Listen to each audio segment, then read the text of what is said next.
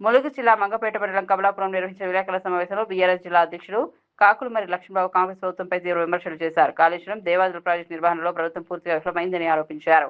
కాళేశ్వరం ప్రాజెక్టును బద్నాం చేయడమే ప్రభుత్వ లక్ష్యంగా మారిందని, ప్రజల ప్రయోజనాల కోసం వినియోగించడం నిర్లక్ష్యం చూపుతోందని అన్నారు. కన్నేపల్లి పంప్ హౌస్ వద్ద 1,00,000 క్యూసెక్కుల నీరు వృధాగా దిగువకు వెళ్తున్నా ప్రభుత్వం పట్టించుకోవడం లేదని విమర్శించారు. దేవాదుల ప్రాజెక్టులో 10 పంపుల్లో కేవలం 7 మాత్రమే పనిచేస్తుండగా మిగిలిన పంపుల మరమ్మతులను చేపట్టడంలో ప్రభుత్వం విఫలమైందని ఆరోపించారు. హెలికాప్టర్ పర్యటనలు తగ్గించి ప్రాజెక్టుల మరమ్మతులపై దృష్టి పెట్టాలని, రైతులకు సాగునీరు అందేలా చర్యలు తీసుకోవాలని డిమాండ్ చేశారు.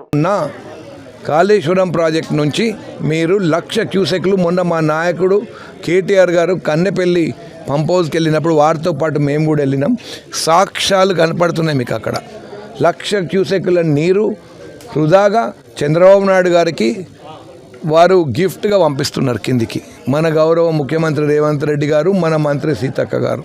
ఎందుకంటే చంద్రబాబు నాయుడు గారితో వారికి ఉన్న సన్నిహిత సంబంధాలకు ఒక గిఫ్ట్గా పంపించడం జరుగుతుంది. ఇవన్నీ చూస్తుంటే ఇక్కడున్న ప్రజల మీద కాంగ్రెస్ పార్టీకి చిత్తశుద్ధి లేదు. ప్రతిపక్ష నాయకుడు కేటీఆర్ గారు ఎన్ని నిర్బంధాలు పెట్టినా, ఎన్ని ఇబ్బందులు పెట్టినా ఆడికి చేరుకొని సాక్ష్యాలు చూపెట్టిండు. అక్కడ నీరున్నది, మీరు వాడుకుంటలేరు అని. అయినా కానీ రేవంత్ రెడ్డి గారు మీడియా సమావేశాలు పెట్టి ఏదో విధంగా బీఆర్ఎస్ పార్టీని బద్నాం చేయాలి. నీళ్ళు అడిగితే రక్తం కావాలంటాడు. చాలా సిగ్గుచేటు.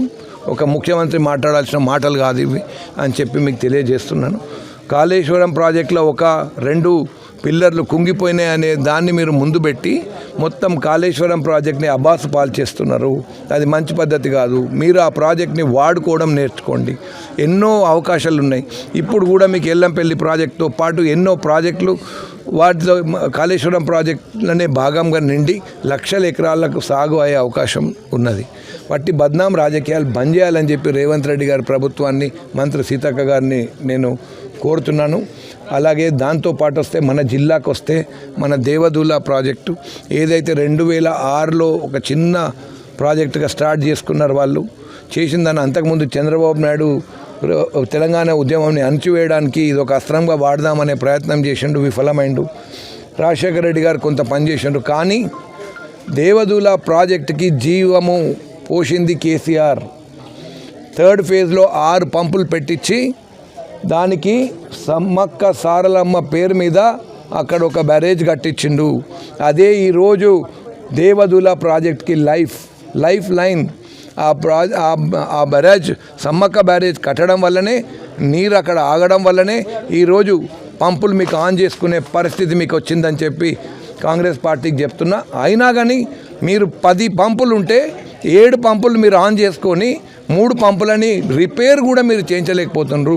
మీ ముఖ్యమంత్రి హెలికాప్టర్ ఖర్చు దండగా, మీ మంత్రులకు హెలికాప్టర్ ఖర్చు దండగా మీరు ఆడికెళ్ళి వచ్చి రిపేరు తాను చెప్పిపోయినా మీరు రిపేర్ చేయించలే. ఫేజ్ 1లో 1 మోటారు, ఫేజ్ 3లో 2 మోటార్లు.